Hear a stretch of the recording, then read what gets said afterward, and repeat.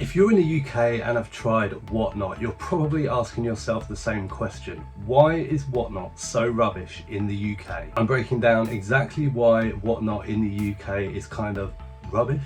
And no, it's not just me being moody. Let's get into it. Hi everyone, and welcome to another Married to Reselling video. My name is Simon, and together with my wife Faye, we resell mainly on eBay and Amazon. Coming up in this video, as usual, are sales from the barn. That is things that we've sold recently, mostly on eBay. But first, we've got to talk about Whatnot again. I have to talk about it. I just find myself kind of biting my lip when it comes to Whatnot. Now, if you've been following the channel for a while, you'll know that Faye and I tried Whatnot. It was late December 23. We did 4 shows, well it was 3 really. One of them we abandoned after 5 minutes because the website was just crashing for everybody. And we made a bit of money, but we were heavily reliant on doing giveaways. So Whatnot gave us a budget of £500 to spend over those 4 shows. We gave away a £100 Amazon voucher. We did a duty-free shopping night at our local airport where we went and bought stuff from there, which we gave away.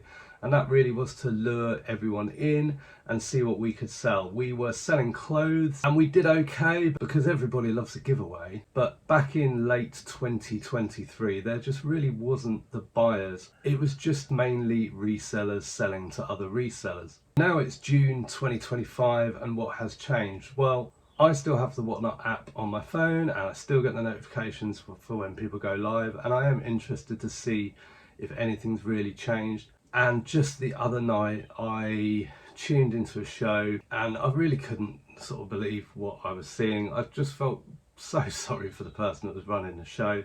They're kind of trying their hardest, and I think there's a lot of people who are continuing to sort of seem to be flogging a dead horse with the hope that one day something's going to change.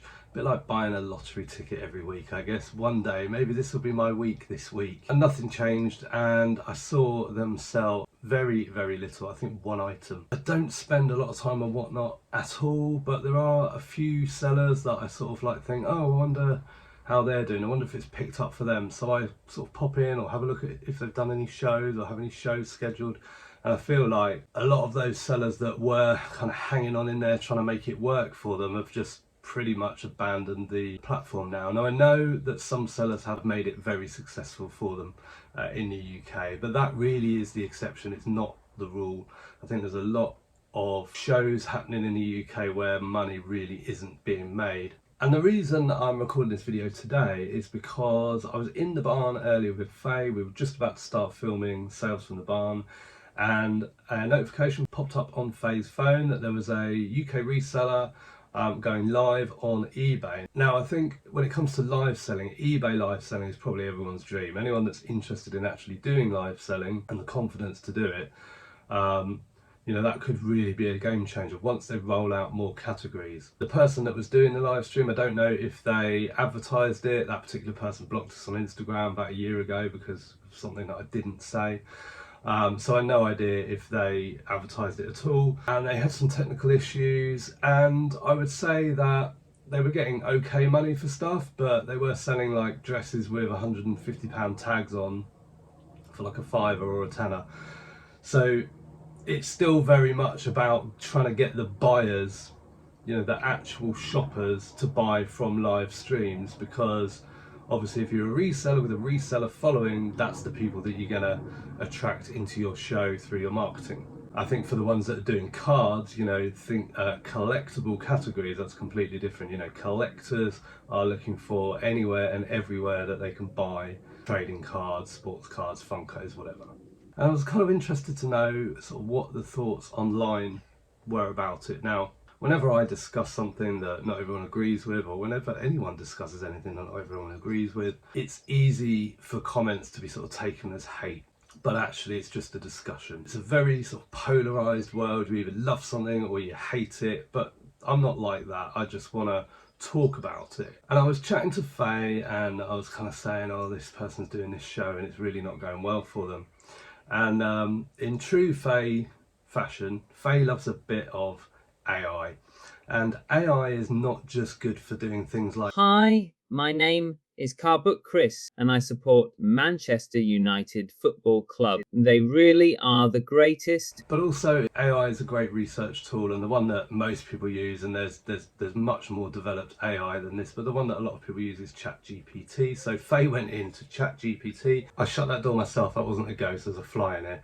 So shut it out. Anyway, Faye went straight on ChatGPT, and in true Faye fashion typed, "Why is Whatnot so rubbish in the UK?" Straight to the point. And even putting that on the screen annoys a lot of people. It doesn't have to. And bearing in mind that AI is getting its information from various sources on the internet, this is what it said. Great question, and you're not alone in thinking that Whatnot hasn't exactly taken off in the UK the way it has in the US.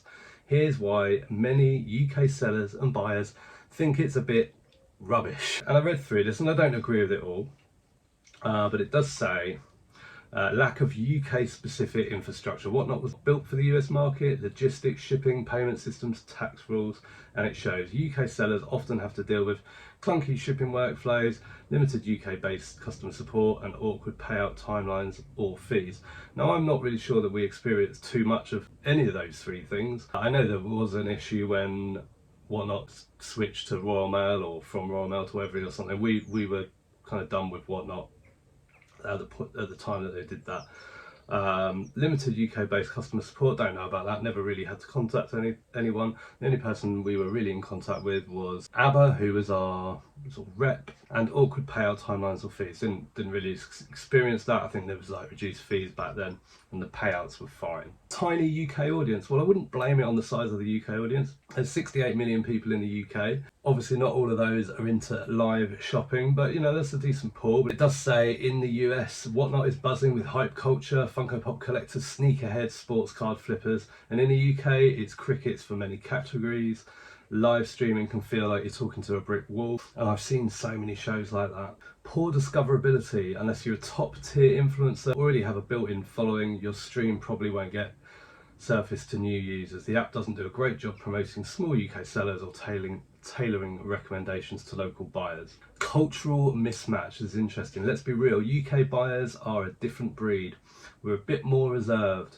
Live stream auctions shouting, "Let's go!" at 1 AM aren't everyone's cup of tea. The high energy, fast paced US style auctions don't always translate well here. Let's go. It also goes on to say fees and returns. UK sellers high platform fees for relatively low traffic. I don't know about that. I don't think the fees are that high. Tricky return process that favours buyers. I think I'm right in saying that Whatnot just eats the cost of returns, don't they? Well, that certainly was the case. I think that's the case in the USA. I mean, Whatnot in the USA is a bit of a different beast. There's all sorts of crazy stuff that goes on in there. Considering how sort of big it's got in the US, I'm really surprised that they're not in more trouble. Limited category traction. In the US, categories like vintage clothing, toys and cards dominate.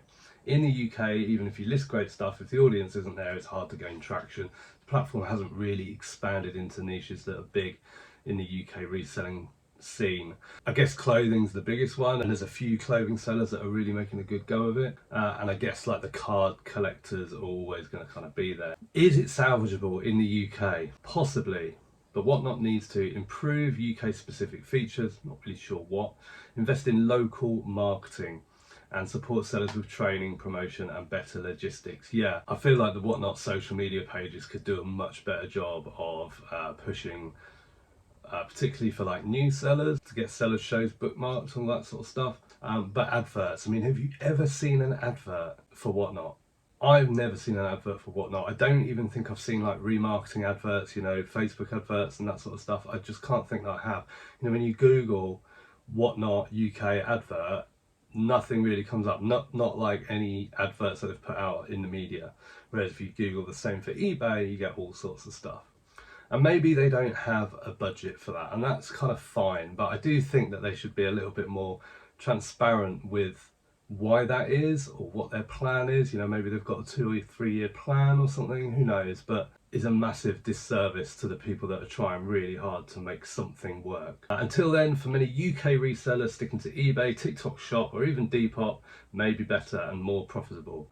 And it's interesting they didn't mention vintage there. So have you tried Whatnot in the UK? Was your experience as tragic as so many people? Let me know in the comments, especially if you made sales. And if you like this sort of brutally honest reseller content, hit the like button and subscribe to the channel. And now it's time for some sales from the barn.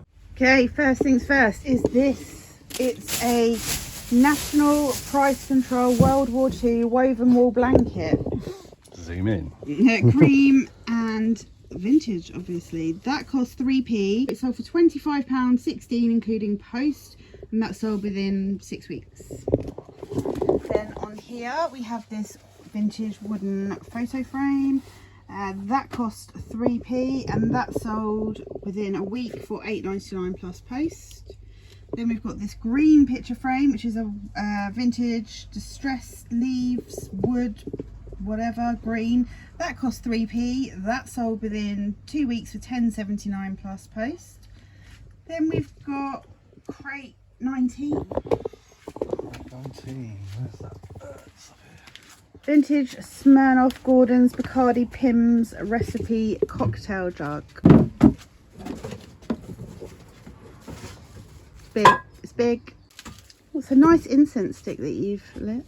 Oh, I think it might be, I'm not sure, 100% sure, it might be patchouli. Oh. Whatever it's called. One of them. Yep, that cost 3p. That sold within 6 weeks for £19.54. Then we've got this guy, a vintage Peter Hurd Pigeon Man in Street. That's what I called it. Art print. Pigeon Man.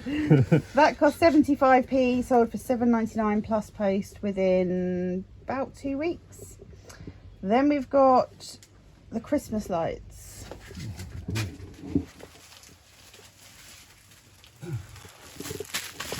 There they are. Two sets. Two sets of fairy lights, multicoloured with multiple modes, 16 metres long each. They cost...